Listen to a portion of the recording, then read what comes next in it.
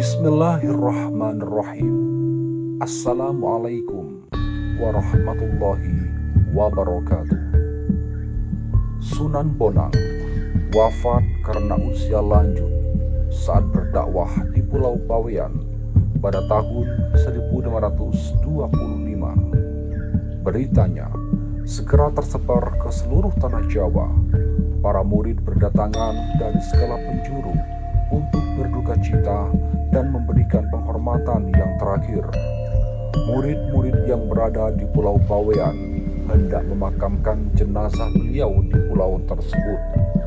Tetapi murid-murid yang berasal dari Madura dan Surabaya menginginkan jenazah beliau dimakamkan dekat ayahandanya, yaitu Sunan Ampel di Surabaya. Dalam hal memberikan kain kafan pembungkus jenazah, mereka pun tak mau kalah. Jenazah yang sudah dibungkus kain kafan oleh orang Bawean masih ditambah lagi dengan kain kafan dari Surabaya.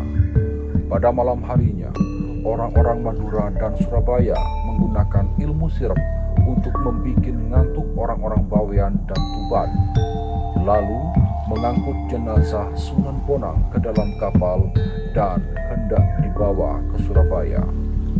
Karena tindakannya tergesa-gesa, kain kafan jenazah itu tertinggal satu. Kapal layar segera bergerak ke arah Surabaya. Tetapi ketika berada di perairan Tuban, tiba-tiba kapal yang digunakan mengangkut jenazahnya tidak bisa bergerak, sehingga terpaksa jenazah Sunan Bonang dimakamkan di Tuban, yaitu di sebelah barat Masjid Jami' Tuban. Sementara kain kafan yang ditinggal di Bawean ternyata juga ada jenazahnya. Orang-orang Bawean pun menguburkannya dengan penuh khidmat. Dengan demikian, ada dua jenazah Sunan Bonang. Inilah mungkin karomah atau kelebihan yang diberikan Allah Subhanahu wa Ta'ala kepadanya. Dengan demikian, tak ada permusuhan di antara murid-muridnya.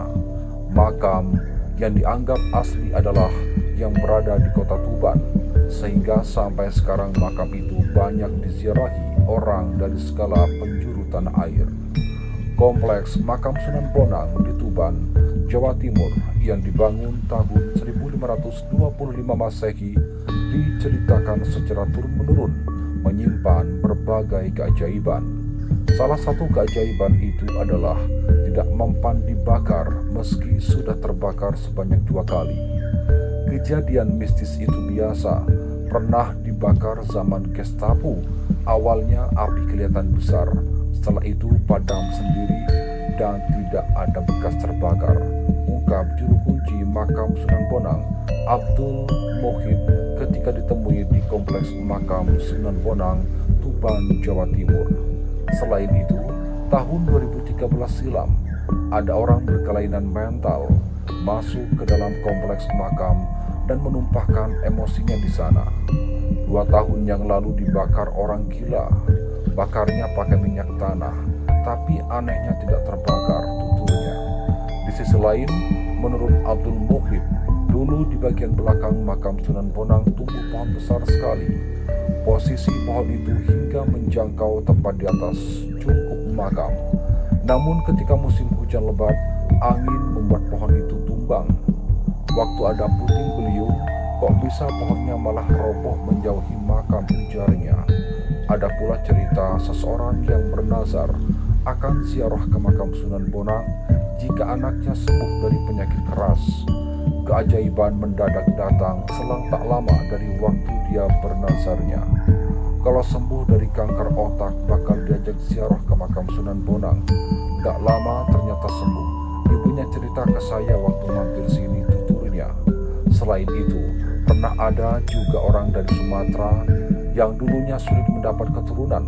Kemudian dia bernazar akan ke makam Sunan Bonang jika dihadiahi momongan. Peristiwa tersebut diketahui oleh Abdul Muhid ketika ada orang yang tiba-tiba memintanya menyembelih kambing akikah. Ternyata kambing tersebut adalah akikah dari anaknya. Terima kasih, semoga bermanfaat. Wassalamualaikum warahmatullahi wabarakatuh.